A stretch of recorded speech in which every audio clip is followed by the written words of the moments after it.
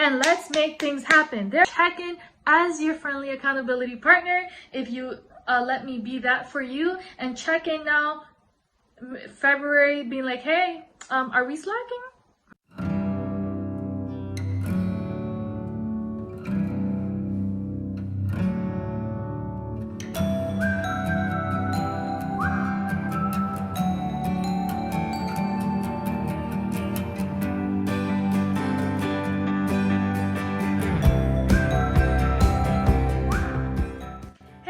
Welcome back to Living the Fine Life. My name is Nyada Miller. If you're new to this channel, I want to say welcome. I invite you to the Fine Life family. So go ahead and subscribe down below and hit that notification bell so you know when we post another video. I post a video every Monday, Wednesday, and Friday as much as I can, as much as my life permits, guys. Before we continue, I would love to give our post notification shout out to Junito Rey. Junito, thank you so much for not only subscribing to Living the Fine Life, but you watch our videos and you took time to comment below. Thank you so much. Welcome to the Fine Fam, and thank you for commenting. Guys, friendly reminder, if you comment below, I'll give you a shout out in the following video. So in our upcoming video, I'll give you a shout out. Stay tuned for more, and let's go on with the video. I'm here because I genuinely enjoy what I'm doing, and I love creating content and videos. And I've been thinking how, you know, it's February and we may have started the year super hype, like it's 2021, we're gonna have a better year, we're gonna create our vision board. I did a video on that, and then we have these goals that we want to do. But now it's February and either our excitement and motivation has declined, or you're soaring high with what you're doing. And if that's you, if you're B, hey, congratulations, very good. But there are some of us who may have started at an all-time high in the beginning of the year and maybe at the verge of trickling down, not doing so well with their goals. And if either one you could relate, we're gonna talk about it. So guys, in the beginning of the year, I started with such great habits and things that, you know, I was trying to incorporate into my lifestyle.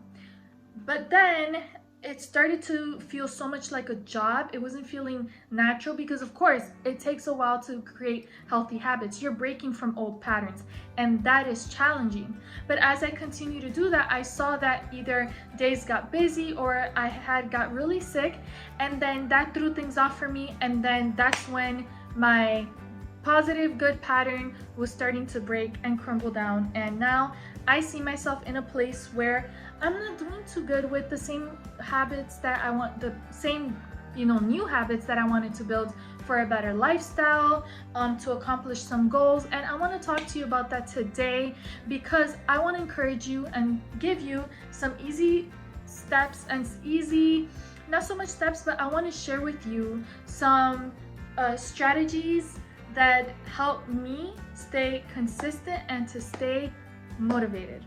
All right, so the first strategy that I like to use is visualization.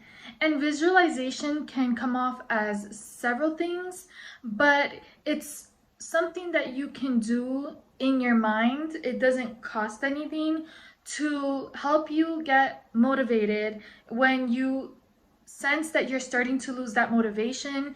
You know, you started the year high with whatever your goal was, whether to start saving money, maybe you have a spending bad habit, you know, or you wanted to begin journaling every day, whether it was, oh, I want to lose weight, or I'm just trying to eat healthier, build this habit, do this, have this goal, this resolution, lifestyle, whatever it is that you're focused on, or doing research to start a business or starting a project. Think about, in this moment, what is that thing that you were super excited to start in the beginning of the new year, saying this is my year 2021, woo, and now it's like we're kind of slacking now in February. Now, don't be hard on yourself. That's the first thing I want to say. It's still the beginning of the year, guys. It's real simple. We're still in the beginning of the year. It's not like December 31st is about to be 12 o'clock and you're like looking back like, dang, I just wasted a whole year. Boom. You know, it's not like that. Relax. Simple life. Don't be hard on yourself. However, to prevent getting to that point of being in that couch on December 31st, waiting for that ball to drop, and suddenly you're regretting all your life choices in 2021, let's zoom back out of that and let's make things happen. Therefore, when you are losing motivation to do something that you know you're supposed to do that's going to help you get to the next place in your life, visualize what your life could look like, or what your days could look like, or whatever that goal, whatever that thing is in your life can look like if it was to become a reality. And once you visualize yourself in that life, have a vision for your life accomplishing that, you begin to see that spark of light, like, oh my goodness, this could be so much better. Now, after you visualize yourself as that, now think about the bullet points under that and what you have to do to make that visualization go from being something you're visualizing to something that's your reality, and it is what you will be seeing. Okay, so visualization, so that's going to help you. So let's say that your goal was to maybe, start eating healthier because you want to, you have a goal to lose weight. See yourself healthier, having more energy, maybe having a healthier skin because you're eating healthier, because you're working out. See that, maybe another outfit that you want to be able to wear, or maybe it's not just to lose weight, maybe you're trying to gain weight, and see how your life would look like after starting healthier habits, and then say, oh my gosh, that's it, that's what I want for my life. Now what do you got to do to get there? Visualize it, make it a reality. Now, sometimes with visualization, it could be really hard because if you are doubting that you can do what you need to do to get to where you got to get, or not just to get to where you got to get in life, but to be the person that you're trying to be, to accomplish, you may have self-doubt. And if you have self-doubt, I want to tell you right now that you can talk yourself out of that self-doubt. And that is another strategy number 2 that helps me whenever I start to have my mind battles. Let's be real, a lot of us have it, and I'm starting to think, man, I gotta do this and this and this to accomplish my goals, but the how abouts, the would have, should have, could have, but the how about again, or I feel this, or I may not have this, or I need this but I don't. Stop it. Talk yourself out of self-doubt. Be kind to yourself. Be gentle to yourself. Believe in yourself. And I know it may sound very cliche, believe in yourself, but it's true. Have a moment to self-reflect. Take a deep breath, literally, like it helps. Look at yourself in the mirror and say your name, you can do it. I don't necessarily do the whole look at yourself in the mirror and say this, but I do what I do. I know that helps for some people, but what works for me is going back to the thought of like, no, I could do it afraid, and I'm not going to let fear get in the way, and I can do this, and there's nothing impossible for God. I can make it happen. You see, like, all right, just do it. The worst thing that can happen is that it doesn't happen, or that I see that maybe that wasn't what the Lord wanted for my life. But I know that I tried and I went for it at the end of the day, and I actually took all the steps before thinking it was over. But your mind sometimes can make you go a different route. Now you got to go combat that and get yourself to actually go a whole nother route, and is the route of the I can, I will, and I see this for myself in my life. Hold those thoughts captive and let them go. And to transition that to my third point is, I have my notes here, that's why I'm looking down, sorry, before I forget, is recognizing your distractions. This is another one, guys. Recognize your distractions and set boundaries for yourself. I know that we have to set boundaries with certain things, with certain places, and with certain people in our lives. However, how about the boundaries that you need to set for yourself? That's a whole nother field right there, that where you have to set that boundary. And the boundary is going to be with your distractions, because what happens is that in the beginning of the year we start very hype and I got to do X, Y, and Z. For example, every day I was, starting to journal and check an agenda I have, which I'm still doing, but like journal and do my devotionals and prayer, which I am doing. But it was the writing part, the journaling part of it that I wanted to do. But then I got sick. That threw me off. I was at the hospital. That threw me off. And I started to like kind of slack with the actual journaling. And it was feeling like a task rather than something I was enjoying doing. So that kind of was like, whoa, right? But then I had to see what was the stopping point that kind of distracted me to not get to that, or discouraged me to not do what I was trying to build into a healthy habit every day. That was something that was helping me and working for me, but then I wasn't doing that anymore. So I have to see. So now with you, I recommend that you try to analyze, your day, your habits, and what may be those things that gets in the way from you doing what you got to do and having those habits. And you know what, you may be like, well, how is that making me lose motivation?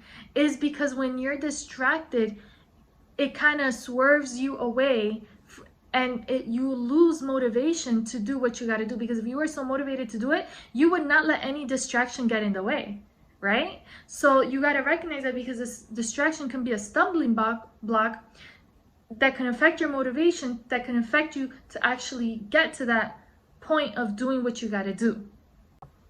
And now to the next thing, I recommend having an accountability partner. This is super mega important, because when you are held accountable for something, you're more likely to do it. And even on days that you're, maybe feeling like weak or not enthusiastic about it, or you're just not having a day, like it's just not feeling it, guess what? That accountability partner can be right there to say, come on, let's get it done. Or, hey, how's this thing going that you're trying to accomplish? How's that project going? You're like, it's like, what? Come on, you could do it. You see? So it's that type of thing, having an accountability partner.